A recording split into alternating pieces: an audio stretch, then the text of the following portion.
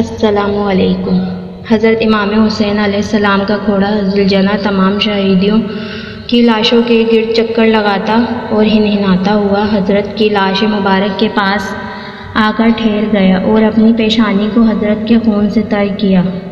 وہ اپنے پاؤں زمین پر مارتا تھا اور اس زور سے آواز نکالتا تھا کہ تمام بیابان اس سے گونجتا، یہاں تک کہ لوگ یہ منظر دیکھ کر سخت متعجب ہوئے۔ جس وقت عمر سعد ملعون کی نظر امام کے ذوالجناح پر پڑی تو کہنے لگا، واہ ہو تم پر، اس گھوڑے کو میرے پاس لاؤ۔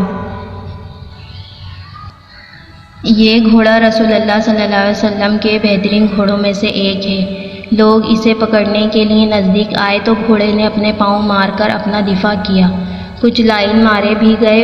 ذوالجناح نے کچھ سواروں کو ان کی سواریوں سمیت پر پٹک دیا، پھر بھی قابو نہ آیا۔ یہ دیکھ کر عمر سعد چلایا، اس کو اس کے حال پر چھوڑ دو، دیکھو یہ کیا کرتا ہے۔